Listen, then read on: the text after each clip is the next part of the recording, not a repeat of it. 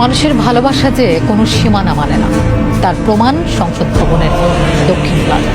দল মত আর রাজনীতির ঊর্ধ্বে উঠে মানুষের বিপদে পাশে দাঁড়ানো এক অমায়িক প্রাণকে শেষবারের মতো দেখতে আসা মানুষের অঝোর কান্না। আমার মনে হয় কি পুরো নিজের ভাই মারা গেছে, মানে এত আমাদের কষ্ট লাগছে। হাদি ভাই আমাদেরকে শিখিয়েছেন কিভাবে মাথা উঁচু করে বাঁচতে হয়। তার কাছ থেকে অনেক কিছু নেওয়ার ছিল, আমাদের তার কাছ থেকে শিখতে হবে, বা তার যে আদর্শগুলো ছিল সেগুলো আমাদের ধারণ করতে হবে। আমার হাতি দরকার, আমি চাই আমার ছেলে যেন হাতির মতো হয়।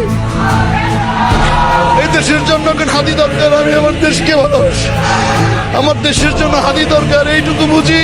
প্রতিটি ঘরে ঘরে হাতি দরকার। আমি 81 সালে এই জায়গায় আসছিলাম আরেকবার, যখন শহীদ প্রেসিডেন্ট জিয়া রহমান মারা যায় আমার বাবার হাত ধরে, তখন আমি ছোট। আর আজকে আমি আসলাম যে আরেকজন সেই রকম জিয়ার মতো দেশপ্রেমিক, তার জানাজায় আমি আজকে অংশগ্রহণ করতে আসছি এখানে। বিএনপি, জামাত বা কোনো দল এইরকম একটা ব্যক্তি পয়দা দিতে পারে না হাদির মতো। হাদির কোনো দল নাই, ওর দল 2 মাস আগে না 3 মাস আগে জানি ওপেন করছে। আমি হাদির আগে চিনতাম না, কিন্তু তার যে কথা, তার কথা দিয়ে যে সত্যবাদিতা, ইনসাফ, স্ফুলিঙ্গ সে যে প্রকাশ করছে, সেই হাদির মতো ব্যক্তি বাংলাদেশে আর দ্বিতীয়টা নাই। এত ভালো ছেলে, এত মেধাবী, এই এলাকায় এরকম ছেলে, এত ভালো ছেলে, এদের বংশগত ভালো।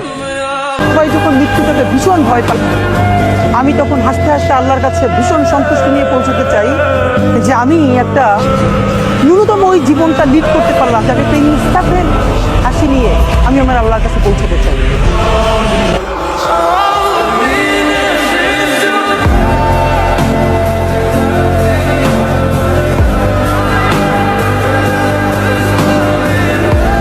অর্গানাইডের এই ভূখণ্ডের স্বাধীনতা সার্বভৌমত্বের অতন্ত্র প্রহরী হয়ে উঠেছিলেন ইনকিলাব মঞ্চের মুখপাত্র শরীফ ওসমান।